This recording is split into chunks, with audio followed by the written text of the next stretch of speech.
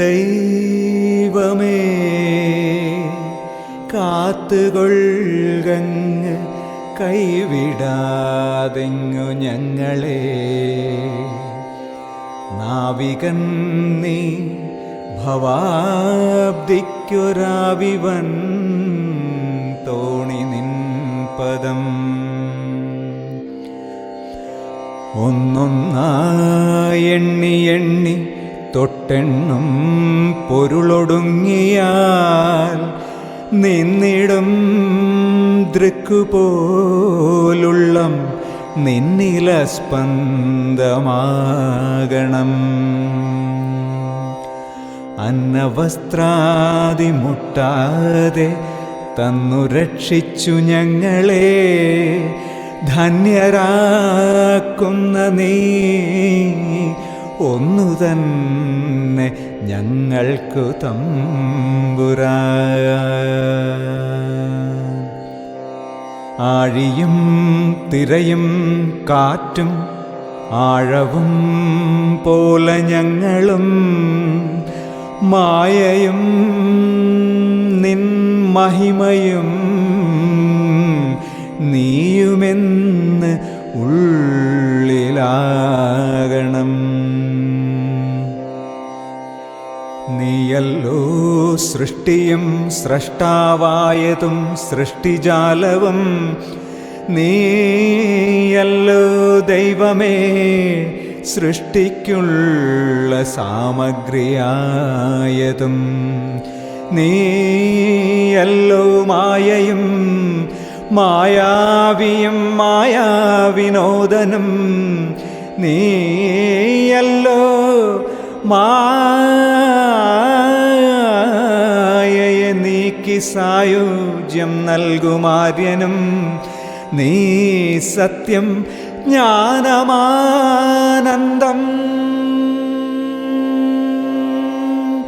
നീ സത്യം ജ്ഞാനം ആനന്ദം. നീ തന്നെ വർത്തമാനവും ഭൂതവും ഭാവിയും വേറല്ലോതും മൊഴിയുമോർക്കിൽ നീ. അകവും പുറവും തിങ്ങും മഹിമാവാർന്ന നിൻ പദം പുകഴ്ത്തുന്നു ഞങ്ങളങ്ങ്. ഭഗവാനെ ജയിക്കുക ജയിക്കുക മഹാദേവ ദീനവനപരായണ. ജയിക്കുക ചിദാനന്ദ ദയാ സിന്ധു. ജയിക്കുക ആഴമേറും നിൻ മഹസാം ആഴിയിൽ ഞങ്ങളാകവേ. ആഴണം വാഴണം നിത്യം വാഴണം വാഴണം സുഖം.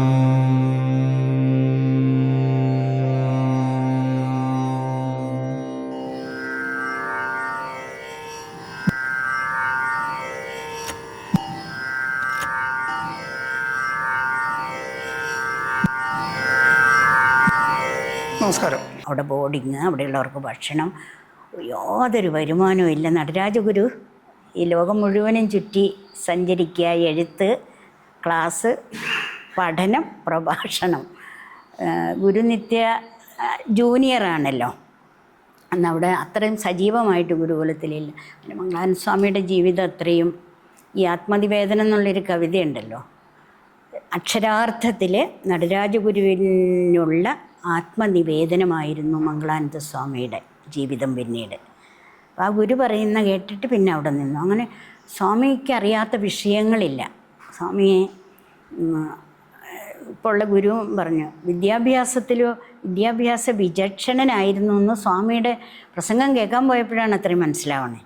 നടരാജഗുരു പറയുന്നത് ഇംഗ്ലീഷിലാണ് പ്രസംഗിക്കുകയും എഴുതുകയും ചെയ്യുക. അത് അത്രയും അന്നത്തെ കാലത്ത് ഒരു ഡിക്ഷണറി പോലും ഇല്ലാതെ ട്രാൻസ്ലേറ്റ് ചെയ്യായിരുന്നു മംഗളാനന്ദ സ്വാമി. അന്ന് ഗുരുകുലത്തിൽ വച്ചെഴുതാനൊരു മേശ പോലും ഇല്ല. ഒരു കസേരയിൽ ഇങ്ങനെ ഇരുന്നിട്ട് നടരാജഗുരുവിൻ്റെ നോട്ട് മടിയിലൊരു ബുക്ക് വച്ചിട്ട് എഴുതിക്കൊണ്ടിരുന്ന ആളാണ്. ചിലപ്പോൾ ഒരു കട്ടൻ കാപ്പി ആയിരിക്കും ഒരു ദിവസത്തെ ആഹാരം. അങ്ങനെ കേരളത്തിൽ മാത്രമല്ല സ്വാമി തമിഴ്നാട്ടിൽ, പിന്നെ സിംഗപ്പൂർ, സിലോൺ, ഇവിടെയൊക്കെ അങ്ങനെ പ്രഭാഷണം ആരിൽ നിന്ന് പഠിക്കണമെന്ന് ചോദിച്ചാൽ അത് മംഗളാനന്ദ സ്വാമിയുടെ ഗീതങ്ങൾ കഥാപ്രസംഗ രൂപത്തിൽ. ആശാൻ്റെ കവിതകൾക്കൊക്കെ ആ അക്ഷരങ്ങൾക്ക് ജീവൻ കൊടുത്ത് ജനങ്ങളുടെ ഹൃദയത്തിലേക്ക് പറപ്പിച്ചത് മംഗളാനന്ദ സ്വാമിയാണ്. ബുദ്ധചരിതമൊക്കെ പറയാൻ അതൊന്നും ആരും അന്നൊക്കെ ആർക്കും അറിയില്ല. ഒരു സ്വാമിക്ക് എന്തിനാ പൈസ എന്ന് വിചാരിക്കും. ഈ ഗുരുകുലം മുഴുവനും ത്തിൻ്റെ ഉത്തരവാദിത്വമുള്ള ആളാണ്. അപ്പം നടരാജഗുരു തന്നെ പറഞ്ഞു, അങ്ങനെ അത്ര സമയം സ്വാമി പറയുമ്പോൾ ഒരു 50 രൂപ എങ്കിലും ഫീസ് വയ്ക്കുക എന്ന് പറഞ്ഞിട്ടാണ് പിന്നീട് ആ ബുദ്ധചരിതം പറയുന്നതിന് 50 രൂപ പറഞ്ഞു വാങ്ങും. അതുകൊണ്ട് വന്നിട്ട് വേണം ഗുരുകുലത്തിൽ കഞ്ഞി വയ്ക്കാൻ. അങ്ങനെ ഗുരുകുലത്തിന് വേണ്ടി സ്വാമിക്ക് കിട്ടിയ പൈസ സ്വരുക്കൂട്ടിയാണ് ആദ്യം. ഇപ്പോൾ പോയിട്ടുണ്ടാവുമല്ലോ, ഇപ്പോൾ കയറി ചെല്ലുന്നിടത്തൊരു 2 നില ചെറിയ കെട്ടിടമുണ്ട്. അത് മാത്രമേ ഗുരുകുലത്തിലുണ്ടായിരുന്നുള്ളൂ. അതിനോട് ചേർന്നൊരു കൊച്ചടുക്കളയും ഒക്കെ. നടരാജഗുരുവിന് ഇങ്ങനെ ഇത്തിരീശെ പ്രസംഗിച്ച് കിട്ടുന്ന പൈസ കൊണ്ടാണ് ഒരു കൊച്ചടുക്കളയുണ്ട് മംഗളാനന്ദ സ്വാമിക്ക്. കൊച്ചടുക്കളയുണ്ടാക്കി, പിന്നെ ഒരു ആളുകൾക്ക് താമസിക്കാൻ ഒരു നെടുമ്പുര എന്ന് പറയുന്നത് കൊച്ചു കൊച്ചു മുറികളായിട്ട്. അങ്ങനെ നടരാജഗുരുവിൻ്റെയും മംഗളാനന്ദ സ്വാമിയുടെയും ഒക്കെ ആ ഡെഡിക്കേഷൻ, അതിൻ്റെ ഇതിലാണ് നമ്മൾ ഇന്ന് അനുഭവിക്കുന്ന എല്ലാ സുഖങ്ങളും അറിവും ഇവരെല്ലാം പകർന്നു തന്ന അവർ ചെയ്തിട്ടുള്ള ത്യാഗത്തിൻ്റെ മുന്നിലാണ് ഇന്ന് പടുത്തുയർത്ത മറ്റ് എല്ലാ സൗകര്യങ്ങളും, അറിവിൻ്റെ ആയിക്കോട്ടെ ഭൗതികമായ കെട്ടിടങ്ങളുടെ ആയിക്കോട്ടെ, അവരുടെ സേവനം ഒക്കെ. അങ്ങനെ ആ മംഗളാനന്ദ സ്വാമിയെ സേവിക്കലായിരുന്നു കുമാരസ്വാമി അക്ഷരാർത്ഥത്തിൽ.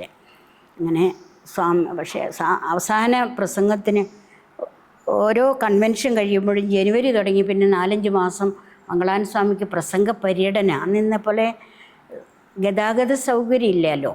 അപ്പോൾ സ്വാമി അങ്ങ് പുറപ്പെട്ട ഇവിടം തുടങ്ങി അങ്ങ് കൊല്ലം ഒരുപാട് ക്ഷേത്രങ്ങളെ, സ്വാമിയുടെ ശബ്ദം മുഖരിതമാവാത്ത ക്ഷേത്ര അങ്കണങ്ങളില്ല അന്ന് കേരളത്തിൽ. അങ്ങ് വടക്ക് വരെയും പോകും. അപ്പോൾ 3-4 മാസം കഴിയും തിരിച്ചെത്തുമ്പോൾ. അപ്പോൾ ഗുരുകുലത്തിലെ ചെലവിന് അവിടെയുള്ള ഒരു കടയിൽ നിന്ന് കടം വാങ്ങിച്ചാണ്, നാണു മുതലാളിയുടെ കടയിൽ നിന്ന് കടം വാങ്ങിച്ചിരിക്കും. കടയിലെ സാധനം തീരണ വരെ ഈ മനുഷ്യൻ കൊടുക്കും. അത് പിന്നെ ആയിരിക്കും സ്വാമി ചെന്നെപ്പോഴെങ്കിലും ഈ പൈസ ഒക്കെ കൊണ്ട് കൊടുക്കുക. അങ്ങനെ പ്രഭാഷണം കേട്ട് ജനങ്ങൾ നിശ്ചലരായി പോവും. അങ്ങനെയായിരുന്നു. ബുദ്ധചരിതമൊക്കെ പറഞ്ഞാൽ ഇങ്ങനെ. അപ്പോൾ ഈ ബുദ്ധനെയും ഈ ബിംബിസാര മഹാരാജാവിൻ്റെ കൊട്ടാരവും അവിടെ യാഗശാലയും എല്ലാം മനുഷ്യരെ കണ്ടുകൊണ്ടിരിക്കുന്ന പോലെയാണ്. മംഗളാനന്ദ സ്വാമിയുടെ ആ വാക്ക് ധോരണിക്ക് മുമ്പിൽ നഷ്ടപ്പെട്ടു പോകുന്നത് ഒന്നാണ് കാലം. ജനങ്ങളും സമയം അറിയേയില്ല.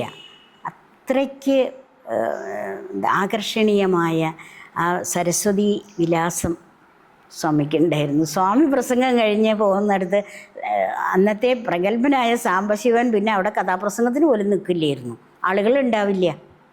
അപ്പോൾ പറയും, സ്വാമിയെ എൻ്റെ പ്രസംഗം മുമ്പേ വയ്ക്കണം, അത് കഴിഞ്ഞ് സ്വാമി പ്രസംഗിച്ചാൽ മതിയെന്ന് പറയായിരുന്നു എന്ന് കുമാരസ്വാമി പറഞ്ഞു കേട്ടെ. അങ്ങനെ സ്വാമിയുടെ ഇപ്പോൾ പറഞ്ഞില്ലേ വൈകാരികമായൊരു തലം.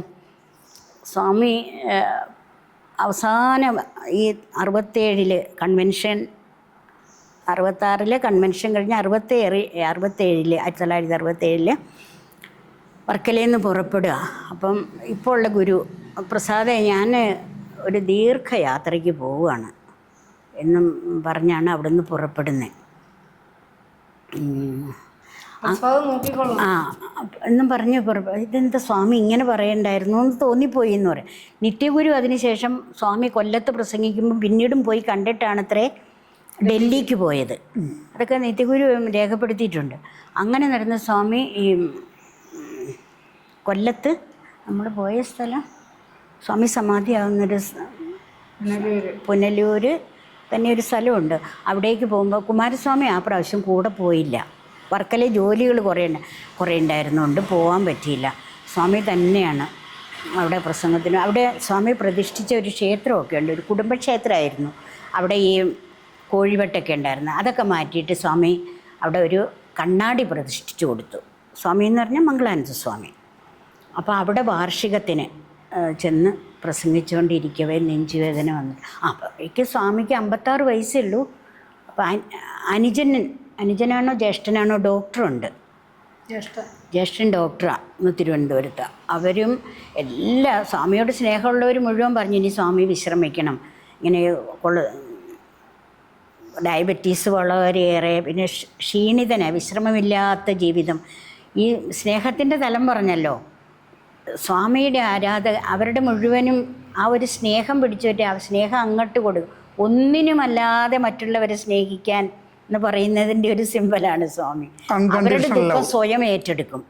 ഇങ്ങനെ സ്വാമിയുടെ ആരോഗ്യം, ഈ നിരന്തരം വിശ്രമമില്ലാത്ത യാത്ര, പ്രഭാഷണം, ഗുരുകുലത്തോടുള്ള ഈ പ്രതിബദ്ധത, നടരാജഗുരുവിനോടുള്ള സമർപ്പണം, ഇങ്ങനെ സ്വാമിയുടെ ആരോഗ്യം അങ്ങ് ക്ഷയിച്ചു. എല്ലാവരും വിശ്രമിക്കാൻ പറഞ്ഞപ്പോഴും പറഞ്ഞു എനിക്ക് എൻ്റെ ഗുരുവിനെ പറഞ്ഞ് ആ വേദിയിൽ വീണു മരിക്കുന്നതാണ് എനിക്കിഷ്ടം, വിശ്രമമല്ല എനിക്ക് ആവശ്യം.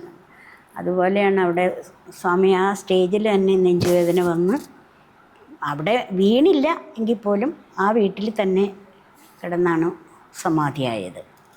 പിറ്റേ ദിവസം പിന്നെ വർക്കലേക്ക് ജനുവരി 25-ന് പിന്നെ 26-ാം തീയതി കൊണ്ടുവന്ന് സമാധി ഇരുത്തായിരുന്നു. അപ്പോൾ ആ സ്വാമിയുടെ കുമാരസ്വാമിയുടെയും വൈകാരികമായൊരു ബന്ധമുണ്ട്.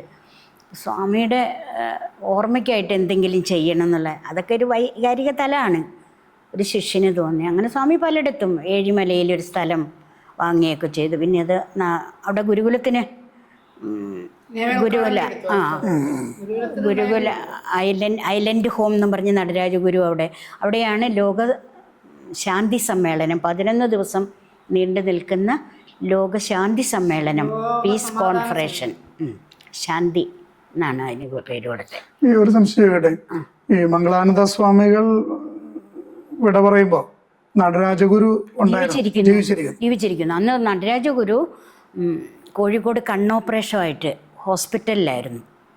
ഹോസ്പിറ്റലിൽ ഇരിക്കുമ്പോഴാണ് മംഗളാനന്ദ സ്വാമി സമാധിയായ ഒരാൾ ഡോക്ടർ വളരെ ഇതായിട്ട് ചെന്ന് അറിയിക്കുക. അങ്ങനെ അതുകൊണ്ടാണ് ഗുരുസ്ഥാനത്ത് വന്നില്ല. നടരാജഗുരു ആദ്യം എഴുതിയ ഗുരു പരമ്പരയിൽ ആദ്യം എഴുതിയ പേര് സ്വാമി ജോൺ സ്പിയേഴ്സ്, ജോൺ സ്പിയേഴ്സ് രണ്ടാമത് സ്കോട്ട്ലൻഡുകാരനാണ്. നടരാജഗുരുവിൻ്റെ ശിഷ്യനായിട്ട് ഗുരുവിൻ്റെ എഴുത്തുകളിലെല്ലാം സഹായിച്ച് ജീവിച്ച ആളാണ്. രണ്ടാമത് വന്ന പേര് പരമ്പരയിലെ രണ്ടാമനായിരുന്നു മംഗളാനന്ദ സ്വാമി. പക്ഷെ മംഗളാനന്ദ സ്വാമി ഗുരു ജീവിച്ചിരിക്കെ സമാധിയായി. മൂന്നാമത്തെ പേരായിരുന്നു ഗുരു നിത്യചൈതന്യതി. നിത്യചൈതന്യതിക്കാണ് പക്ഷേ നടരാജഗുരുവിന് ശേഷം ഗുരുപരമ്പരയിൽ ഗുരുവിൻ്റെ ഗുരുകുലത്തിൻ്റെ അധ്യക്ഷനായും ഗുരുവായും ഇരിക്കാനുള്ള ആ ഒരു നിയോഗം വന്നത്. അതിനുശേഷമാണ് 99-ൽ ഗുരു സമാധിയായതിന് ശേഷം ഇപ്പോഴുള്ള ഗുരു മുനിനാരായണ പ്രസാദ്. പിന്നെ മംഗളാനന്ദ സ്വാമിയുടെ ഓർമ്മ നിലനിർത്താൻ അവിടുത്തെ എഴിമലയിൽ കിട്ടിയ സ്ഥലം ഒഴിഞ്ഞപ്പോൾ സ്വാമി എന്തോ പൈസയ്ക്കൊക്കെ വാങ്ങിച്ചിരുന്നു എന്ന് പറഞ്ഞു. അതിന് ശേഷമാണ് മാതാജിയുടെ അച്ഛനാണ് ഇവിടെ ഈ സ്ഥലം സ്വാമിക്ക് കെട്ടിടം കെട്ടാൻ 11 സെൻറ്റ് അല്ലേ ആദ്യം ഫ്രീ ആയിട്ട്. സ്വാമിക്ക് ഒരു പുസ്തകം വയ്ക്കാൻ സ്ഥലം വേണം, കുറേ കെട്ട് പുസ്തകമുണ്ട്. അപ്പോൾ 11 സെൻറ്റ് ഈ കെട്ടിടം ഇരിക്കുന്ന സ്ഥലം അങ്ങനെ കൊടുത്ത് സ്വാമി ഇവിടെ ആരംഭിച്ചു. അപ്പോൾ ഗുരുനിത്യയാണ്. മംഗളാനന്ദ സ്വാമിക്ക് കുമാരസ്വാമി കൊടുത്ത ദക്ഷിണയാണ് ഒറ്റയാൻ പട്ടാളെന്ന് പറയുന്ന സ്വാമി ഒറ്റയ്ക്ക് നടന്നാണ് പിന്നീട് ഈ കെട്ടിടത്തിന് വേണ്ടുന്നതെല്ലാം സ്വാമിയുടെ ഇതായിട്ട്. എങ്കിലും പിന്നെ അവസാന കാലമായപ്പോൾ സ്വാമി അത് ഗുരുമുനി നാരായണ പ്രസാദ് ഒരു കൺവെൻഷന് വന്നപ്പോൾ ഇതാകവേയും ഇത് ഗുരുകുലത്തിന് സമർപ്പിച്ച് ആ ഗുരുസ്ഥാനത്ത് വന്നപ്പോഴേ ഗുരുവിൻ്റെ കാല് നമസ്കരിച്ച് ഇതെല്ലാം നോക്കിക്കൊള്ളണം എന്ന് പറഞ്ഞ് ആ വർഷം കൺവെൻഷൻ കഴിഞ്ഞ് 3-ാം ദിവസം കുമാരസ്വാമി സമാധിയാവുക. അങ്ങനെ സ്വാമി ഒറ്റയ്ക്ക് നടന്നു. എത്രയോ ആളുകൾ നിസ്സാരക്കാരല്ല. സ്വാമിയുടെ സുഹൃത്ത് വലയത്തിലുള്ള VR കൃഷ്ണയ്യർ, സുകുമാർ അഴീക്കോട്, ഇവിടെ അന്ന് ജില്ലാ കളക്ടറായിരുന്ന KR രാജൻ IAS, ഇവരെയൊക്കെ സ്വാമി അങ്ങനെയാണ്. സ്വാമിയുടെ ആ ഒരു ഡെഡിക്കേഷൻ കൊണ്ടാണ് ഇവരൊക്കെ സ്വാമിക്ക് വശപ്പെട്ട് വന്നതെന്ന് പറയണം. അവർ സമൂഹത്തിൽ എത്രയോ ഇതിൽ നിൽക്കുക. അതുപോലെ മനോരമയിലെ KM മാത്യു സ്വാമിയുടെ പ്രായക്കാരനും തന്നെയായിരുന്നു. അവർ കുട്ടനാട്ടിൽ ഒരുമിച്ച് കളിച്ച് വളർന്നിട്ടുണ്ടെന്നൊക്കെ സ്വാമി പറഞ്ഞു. അതിൻ്റെ മകനും ഒക്കെ ഇവിടെ വന്നിട്ടുണ്ട്. അങ്ങനെ പലരും സ്വാമിക്ക് ഇതിനു വേണ്ടി സഹായിച്ചു. ഗുരുനിത്യയാണ് അല്ലേ പേര്, മംഗളഭാരതി. വിശ്വഭാരതി കഴിഞ്ഞാൽ ഇങ്ങനെയൊരു ഭാരതി അറിവാണല്ലോ. അപ്പം ഇവിടുന്നൊരു വാക്കും വചനവും ഉണ്ടാവണം എന്നുള്ള ഗുരുവിൻ്റെ സങ്കല്പവും. വിശ്വഭാരതി ആയിത്തീരണം അന്ന് മംഗളഭാരതി റിസർച്ച് സെൻറ്റർ ആവട്ടെ എന്നുള്ളൊരു സങ്കല്പത്തിലാണ് ഇപ്പോഴും അങ്ങനെ തന്നെയാണ് ഇരിക്കുന്നത്. റിസർച്ച് കാര്യമായിട്ടൊന്നും നടത്തണില്ല, എങ്കിലും വരുന്നവർക്ക് സൗകര്യം ഉണ്ടാക്കി കൊടുക്കാം ഞങ്ങളൊക്കെ പറ്റുന്ന പോലെ.